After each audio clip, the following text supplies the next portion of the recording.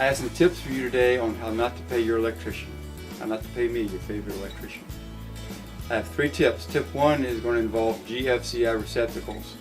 Tip 2 is going to involve breakers and how to reset a circuit breaker.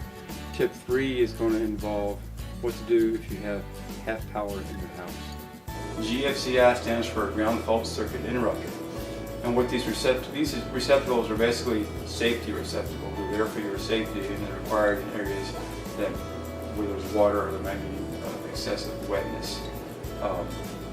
They are required in kitchen countertop spaces, bathroom receptacles, outdoor receptacles, unfinished basements, crawl spaces, and any place within 6 feet of a sink, kitchen, laundry, or wherever. When they trip, the reset button pops out. Some they pop out a whole lot, some a little bit, but they all will move out some. And to reset it, you simply push that reset button back in, and that restores power to the circuit. The manufacturer incorporates a different way of showing you if it's working correctly or not. Some GFCI receptacles have a green indicator light which shows that it's working correctly. So if you see green, that means all systems are go, that it works right.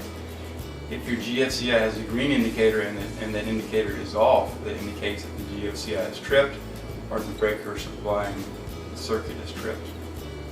Some GFCIs have a yellow light which comes on when it's tripped.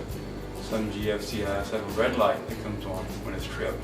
It's just going to vary from manufacturer to manufacturer. Here's an example of an outdoor GFCI receptacle. It'll have your weatherproof cover, and inside there's a receptacle that is not a GFCI receptacle. It's protected by another one that's ahead of it. And this receptacle should have a sticker on it that says GFCI protected, to let you know, to remind you that there is a GFCI receptacle somewhere in the circuit that will need to be reset. And here's a good illustration how there's power coming in here. GFCI is here, and it protects this receptacle, and it protects these receptacles below it. This comes in play in the kitchen, where there's typically 2 GFCI receptacles and several other non-GFCI receptacles which are protected by the GFCIs.